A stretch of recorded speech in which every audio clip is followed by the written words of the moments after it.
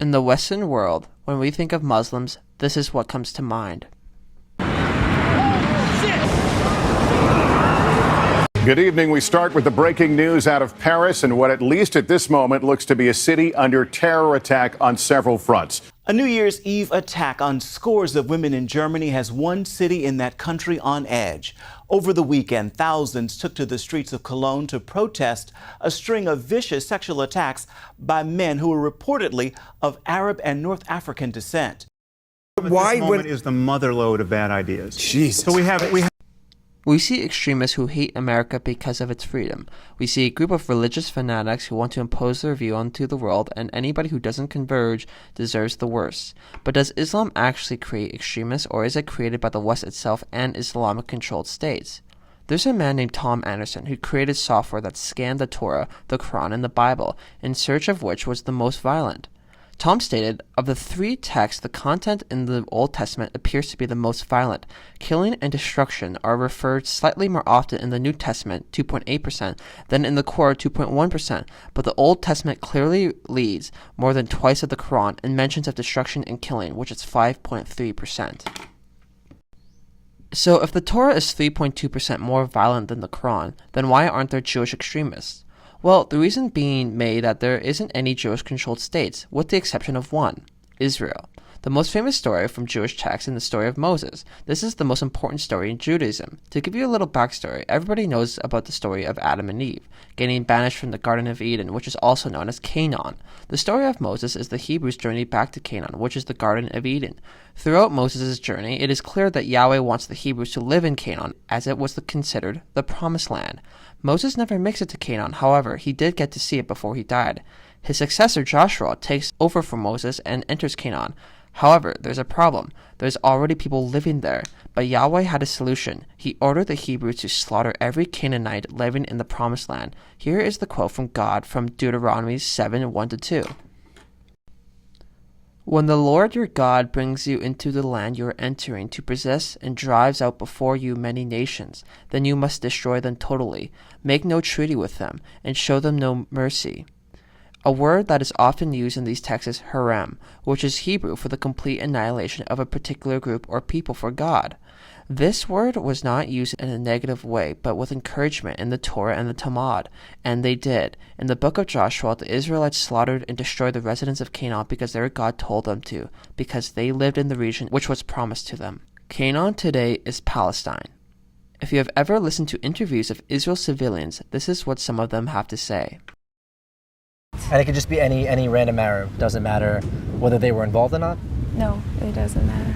Because they sit here. Because they believe it theirs. They're all involved. And for you, that's guilty enough, just being here. That Yes. makes them guilty, yeah. Yeah, that makes them guilty. But can you see it from their perspective, if some of them have lived here for generations, how they might feel like this land belongs to them? I don't care. I mean, according to the Torah, this is Eretz Israel. It belongs to us. I think that we need to... איך אומרים לאיש בערבית? כן, תגידי לי את המילה הזאת. נו, תגידי לי מילים, אני לא... אני לא יודעת לתרגם.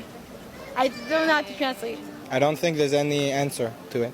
Really? There's only one way, like, I would carpet bomb them. You would carpet bomb them? It's the only way you could deal with it. Like, or try to stop them a different way. It never worked.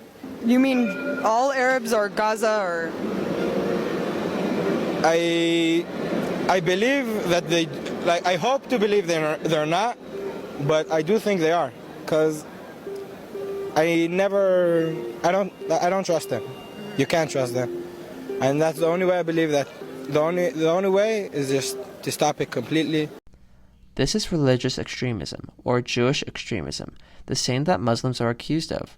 Now, are all Jewish extremists? No, not at all. The biggest extremists are the ones that are from Israel, such as the Muslim extremists are from Islamic-controlled countries, but none are from Indonesia, which has the most Muslims in the world. There are almost no Christian extremists anymore because there are almost no country that is ruled by the Bible. I mean, sure, there are Christians who don't like gays, but that doesn't make them extreme.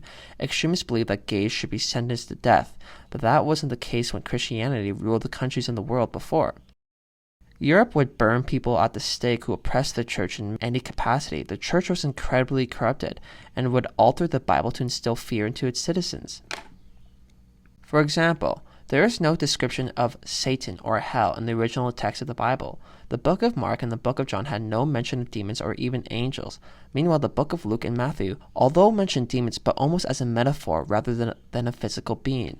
The most famous story was when Jesus walked the desert without eating for 40 days, and the devil tried to persuade him to test in his desire to eat, his greed, and his pride. The description of this story portrays the devil as more of being in your head rather than an actual being.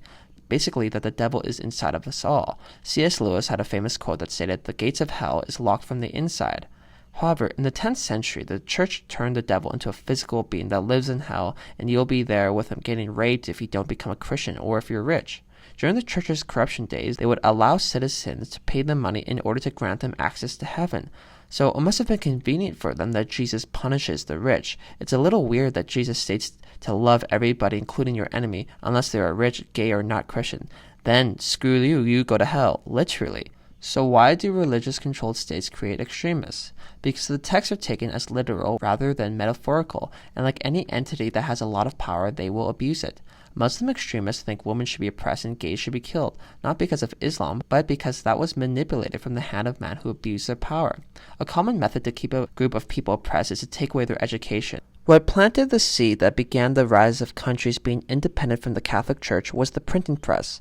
Not only can Catholics read the Bible now, they can read it in different languages that they understand. This kickstarted the 95 Theses by Martin Luther, which began the Protestant Revolution. That is why Muslim women aren't allowed to read, because if they read the Quran, they'll realize that they've been lied to, and not only they are not supposed to be oppressed, but actually glorified. If you look at the photos of the Middle East before the Shah Revolution, you'll see women wearing clothes and living in a free society.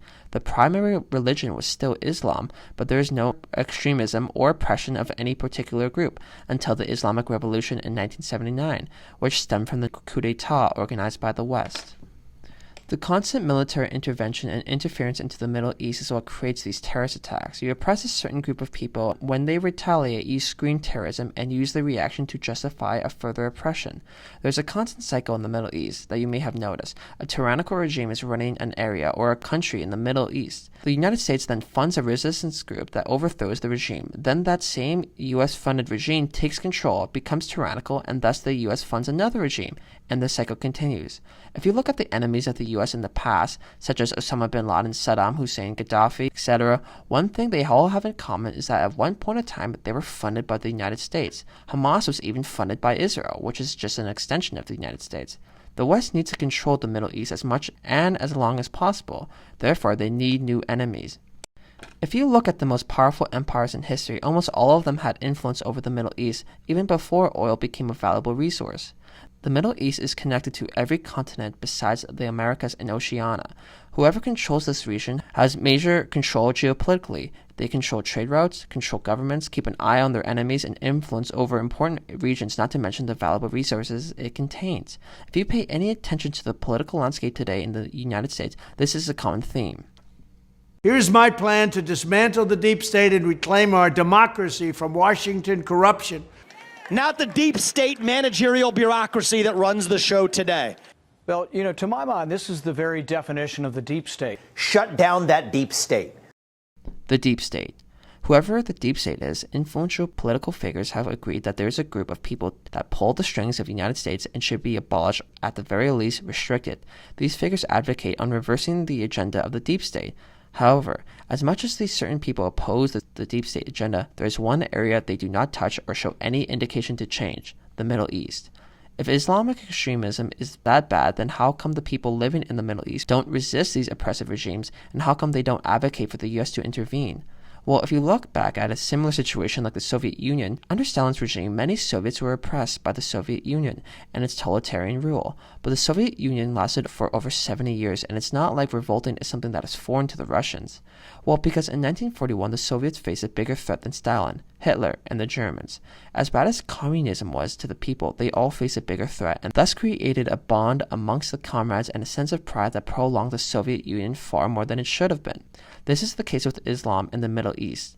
The more Muslims you oppress, the more Muslim extremists you create.